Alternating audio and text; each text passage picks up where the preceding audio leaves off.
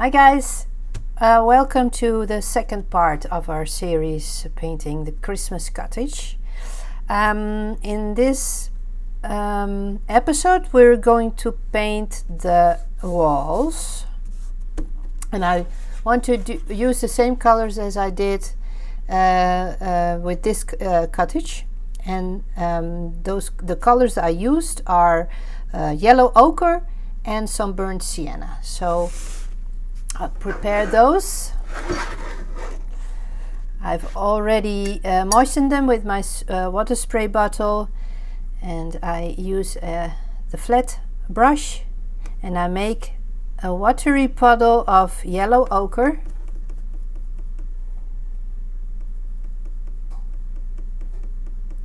And I activate, oh, this is a long hair of mine. Don't want that in my painting. And now I'll activate this burnt sienna too. As you know, burnt sienna is like a mixture between orange and brown, and it's a nice and warm color. You can also use this color if you want to paint wood. So I'll start with the chimney. I'll take my, I'll take this brush. It's a smaller one. It's from Winsor & Newton, size 1. First of all, because it's a relatively small space, first of all I'm going to color it with the yellow ochre, using lots of water because I don't want to have it too yellowish.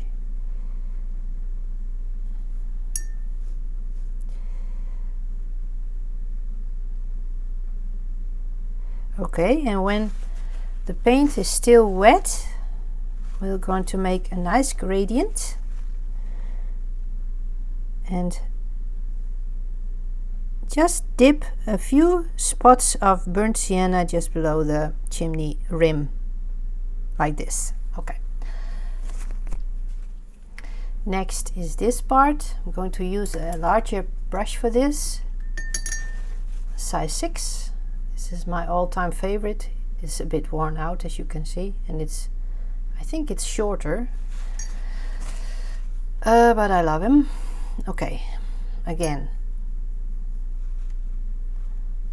activate the paint and just try to paint as fast as possible, because well, you need to have it wet when you start adding the other color, this one.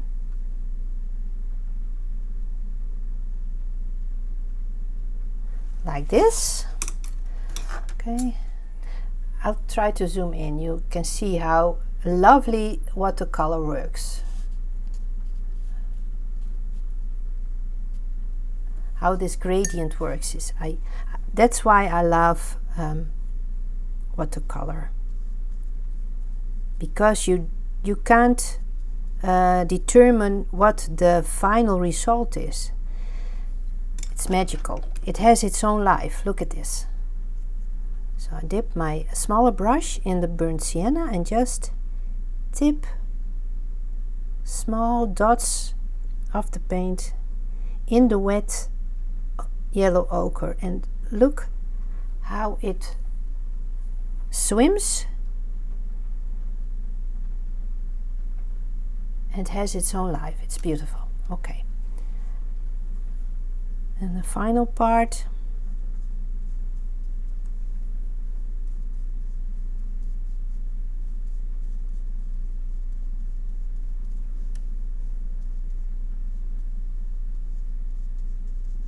like this, and then again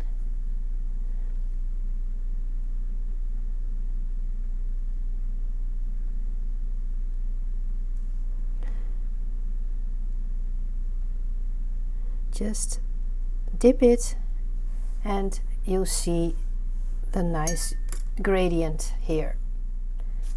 And don't forget these white spaces.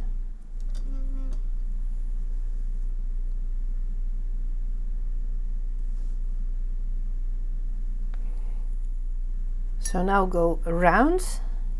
I'll use my size 1 brush again because the space is a bit limited.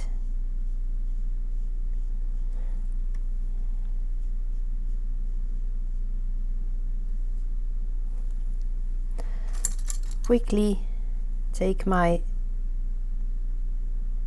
smaller brush and dip the yellow ochre again, like this.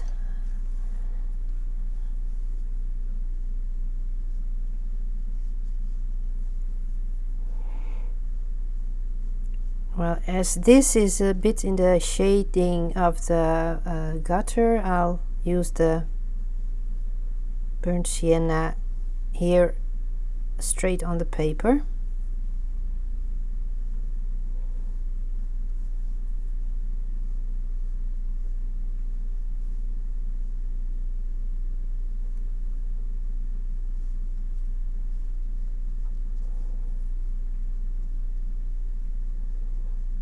Like this. Okay, now I'm gonna rinse my brush and use the yellow ochre again. Just paint over this line too, and in a later we're gonna add the shading, and give this like the basic color already. Okay, I'm not going to paint the glass of the lantern. Although it's glass, we'll keep this and paint it in another color later on. And adding some burnt sienna here, like dip it like in a triangle, so it looks like the shading of the lantern. And I'm going to add a little bit of burnt sienna here also. Okay, okay, now we'll do those two. I can use a larger brush for this. I'll use the size 10.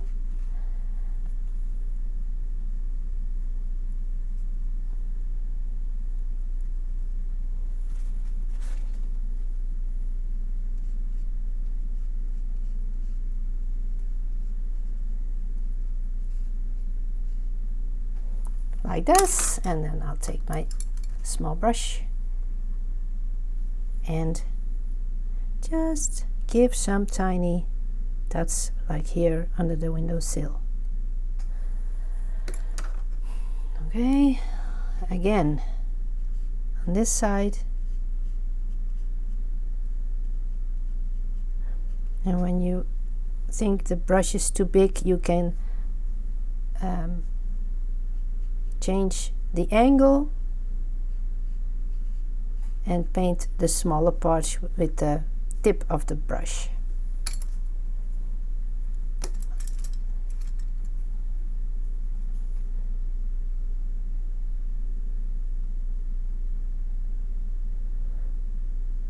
Also here we give it an extra.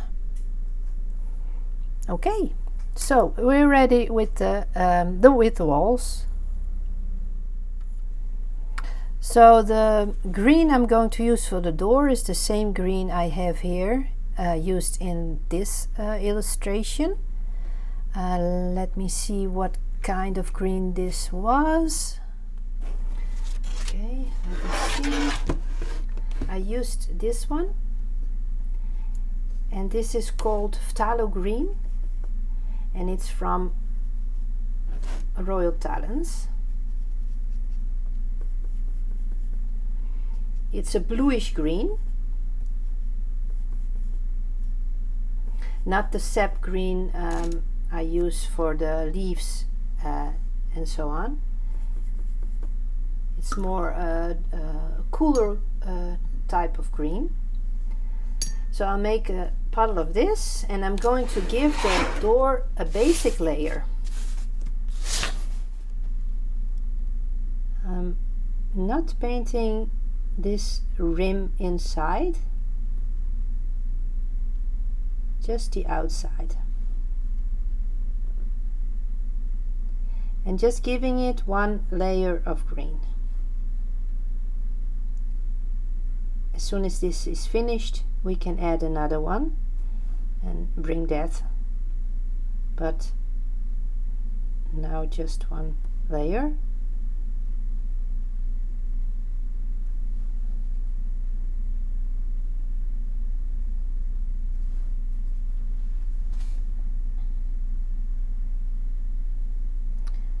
So finished now the small lines, and I'm going to get another larger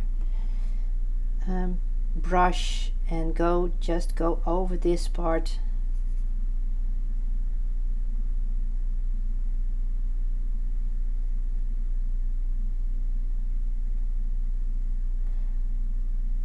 And just paint everything. It's going to dry a little bit lighter, as you can see now, and now it's wet. This is darker, but when it's totally dried, it's going to be lighter, and we can add some shading. I'm going to take my smaller brush again and also go around this part, leaving the inner part white.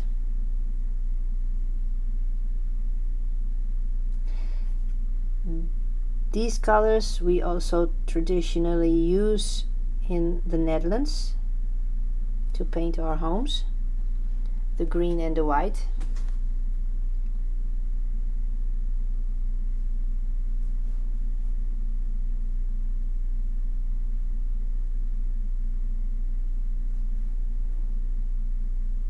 I myself also have the green-white combination on my home, but the green I have on my windowsills and shutters is almost black. So that's a nice combination too. Okay, let me see those windowsills. I will give those another color. So we're ready with the green, and we'll let this dry. So for the windowsills, we'll need a puddle of paint gray, some brown, this is Mars brown, and the yellow ochre. When you mix those three colors, you will get a stony kind of color, honey colored stonework. I'll use this for the windowsills. Just give them one layer like this, let it dry, and we'll add another layer later on. So I almost forgot the upper window.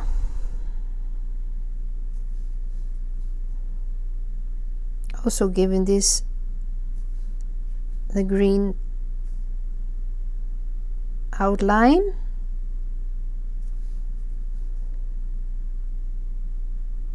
Of the phthalo green.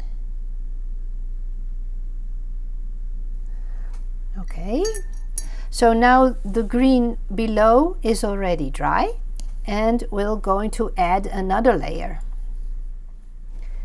So what I'll do is I'll activate the phthalo green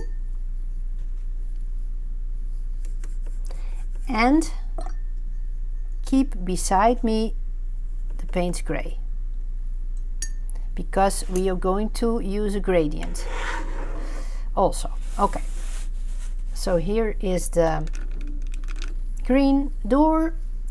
I'll take my smallest brush and I'm going to paint this again.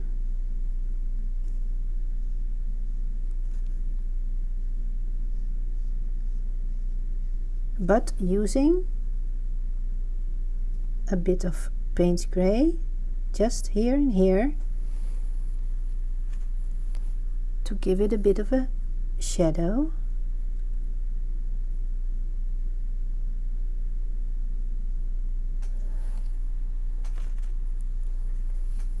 Then I'll go down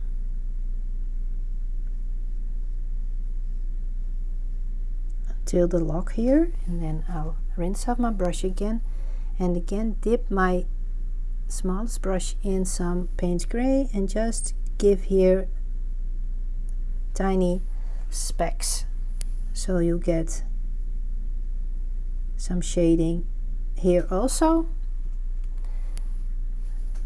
On the other side the same.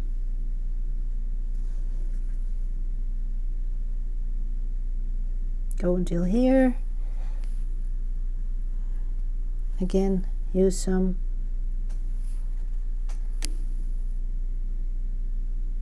paint gray just to add a little bit of shadow.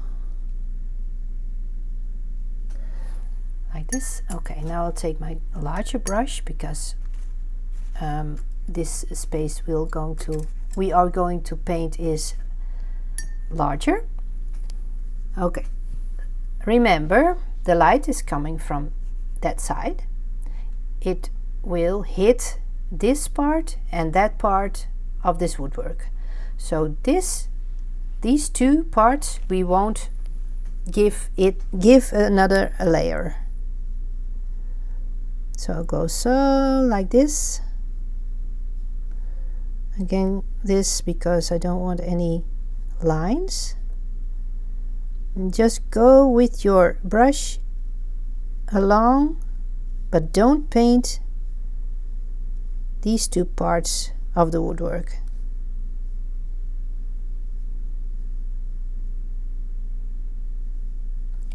Like this.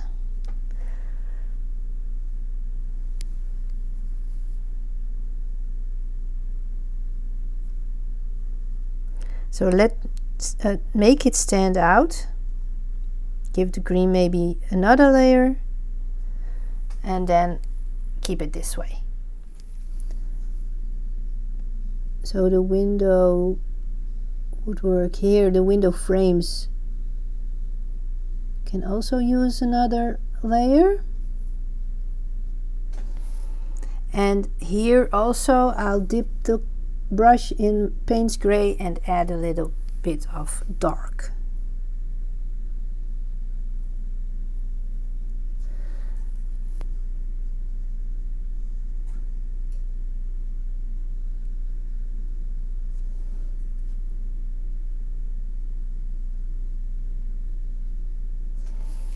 Again here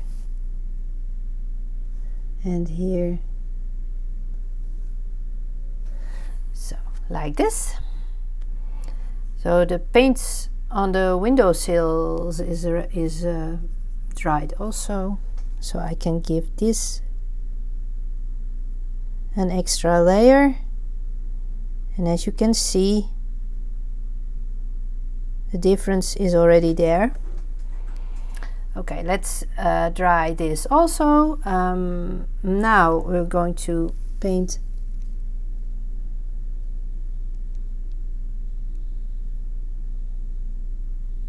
part here below the window frame.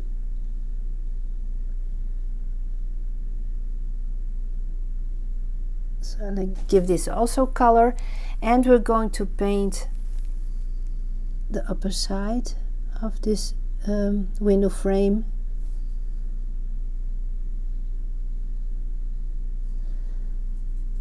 And I'm using, sorry, but I'm using the muddy colored puddle I used also for the window sills.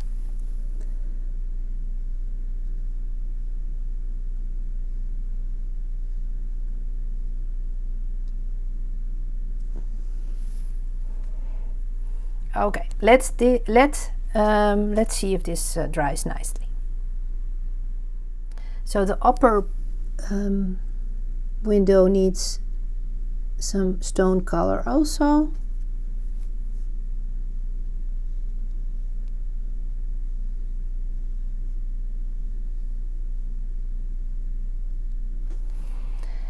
And another layer of green. I wait a bit before I paint the upper part, because otherwise it's going to blend with the stone color.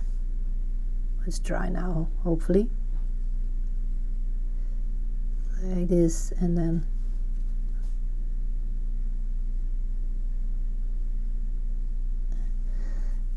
okay, and add a little bit of Payne's gray,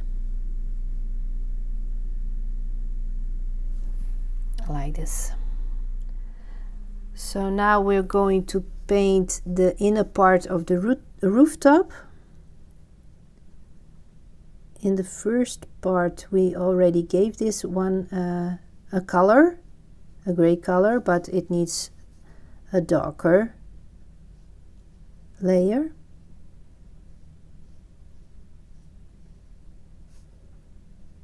So I'll paint this part again.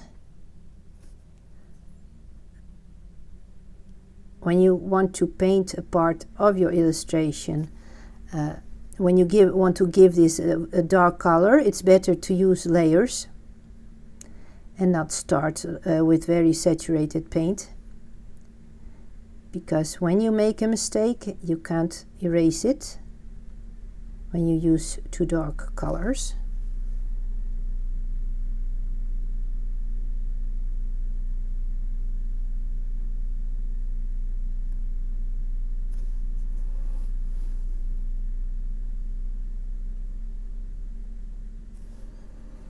And I won't advise you to use black.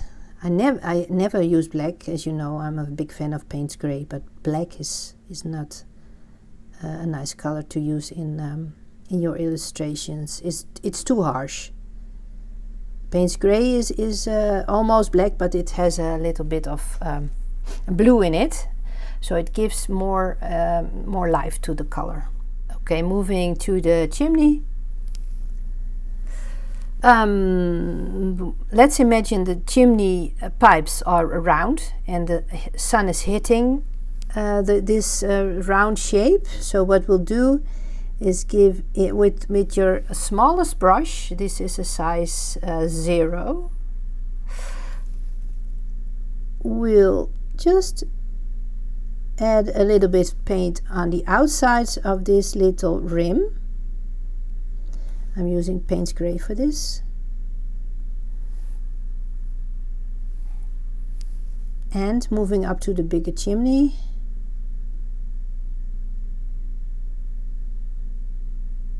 Just go along with your brush downwards and leave a little white line. If you didn't succeed, you can also add a little white line with your marker or with your jelly roll. That's also possible, of course. So I add a little bit of darker here. And I'm also going to paint these rims on the chimney. Okay, let's let this dry also.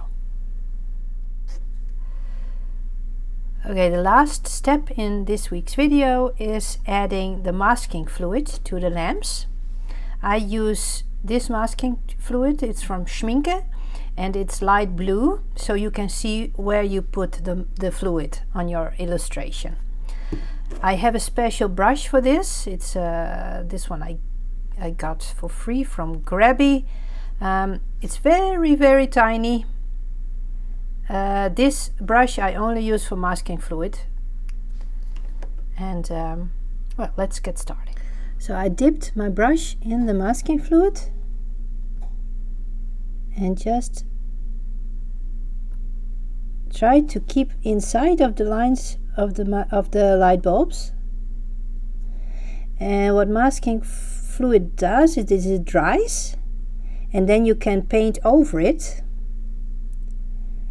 And when you have painted and it dries, you can erase the masking fluid and it leaves the white.